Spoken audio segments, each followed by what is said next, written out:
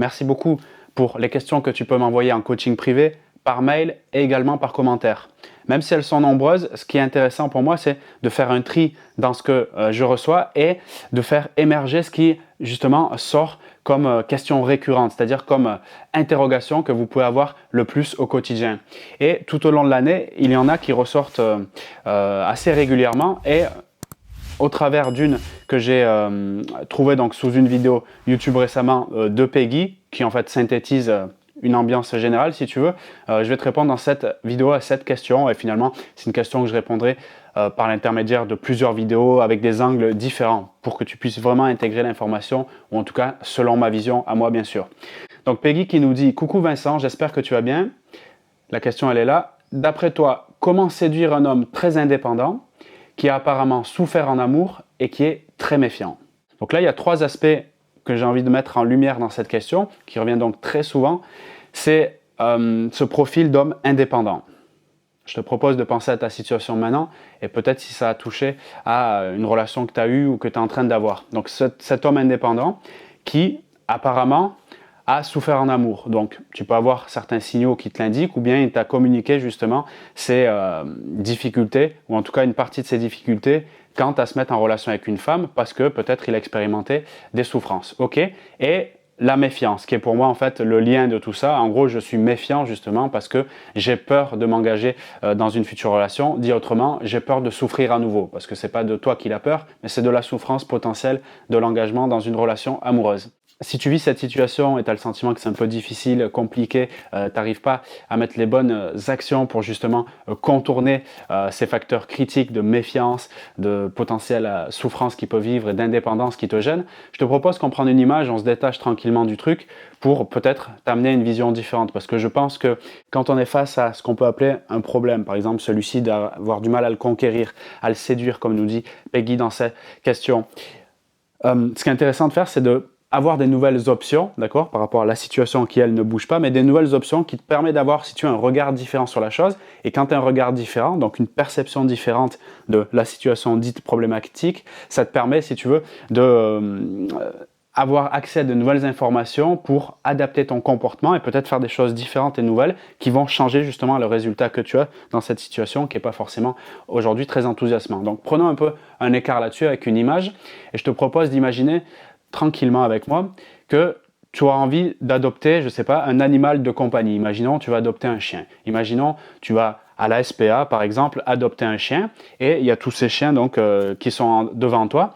et dans ces cages et tu vois parmi ces chiens un qui t'intéresse parce que tu le vois assez affirmé, tu sens que voilà, il se déplace tranquillement dans sa cage même s'il a l'air enfermé et tu sens qu'il a quand même vraiment envie de sortir de son truc là. Et quand tu croises son regard, avec son allure fière, tu sens qu'il est sur ses gardes, comme s'il était prêt à te mordre. Dans cette situation, il y a deux choix clairs qui peuvent se dessiner. Le premier, tout simplement au contact de ton corps, ressentir cette angoisse, cette anxiété, voire cette peur monter à l'intérieur de toi et commencer à reculer légèrement tout en étant attiré par lui et en se demandant mais comment peut-être tu vas le mettre dans un espace de sécurité chez toi, le garder tranquillement dans ton salon ou peut-être dans ton garage, notamment pour éviter certaines formes d'agressivité ou pour éviter qu'il s'en aille. Et peut-être au contact de cette peur, avoir un souvenir qui émerge directement dans tes pensées, à savoir l'ancien chien que tu avais quand tu étais petite, qui t'avait mordu et qui t'avait blessé et qui peut-être entraîne à l'intérieur de toi justement cette peur de te rapprocher de lui malgré l'attirance que tu peux avoir, ce qui entraîne, si tu veux, une forte méfiance de sa part et donc ce regard encore plus accrocheur qui est simplement l'indication de « est-ce que je peux lui faire confiance ?» Un deuxième scénario possible, celui de l'observer tranquillement, de lui montrer que tu comprends l'insécurité qu'il peut vivre à l'intérieur, c'est exactement pour ça qu'il est dans cette situation, se rapprocher tout doucement, toujours en observant ses réactions, sans geste rapide ou brusque, dans un état d'esprit d'accueil,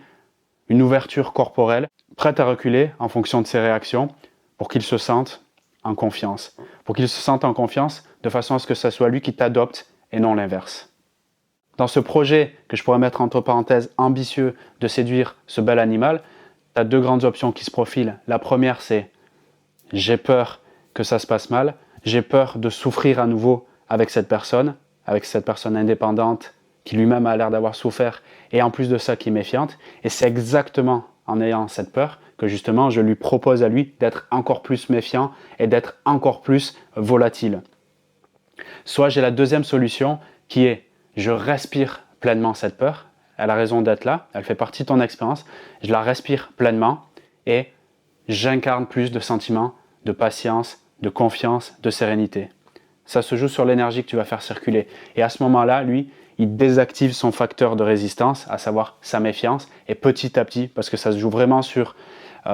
les interactions, quelles qu'elles soient, SMS, appels, rendez-vous physiques, répétés, si tu es OK avec ça, parce que c'est un projet, comme je te dis, ambitieux, si tu es d'accord avec ça, d'avoir incarné la patience et plus de confiance, c'est-à-dire de revenir sur toi et sur ton acceptation de la potentielle souffrance de rentrer dans une relation, dès que ce travail s'effectue, c'est à ce moment-là que tu vas commencer à voir les fruits justement de l'énergie et l'intention merveilleuse que tu vas porter et justement lui donner envie d'être, comme je l'ai dit dans cette image, caressé, de recevoir ton affection. Parce que je peux te le dire clairement, cet animal quand il est en face de toi, sur ses gardes, prêt à te mordre, sa seule demande, c'est « j'ai envie de recevoir de l'affection, est-ce qu'il y a quelqu'un qui va me permettre de me lâcher pleinement? Est-ce que je vais avoir enfin la possibilité de me désactiver toutes ces résistances parce que ça me consomme une énergie extrêmement importante et cette énergie, je ne peux pas la mettre au service de mes projets, de ce qui a le plus de valeur à mes yeux. Donc il y a une demande inconsciente de sa part, un vrai besoin profond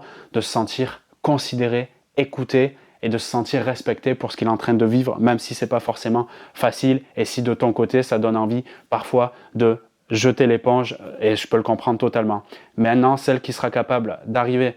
dans cette dimension-là, effectivement, ça demande aussi beaucoup d'énergie, c'est pour ça que ce n'est pas fait pour tout le monde. C'est là où ça sera possible et c'est là où l'adoption sera carrément envisageable.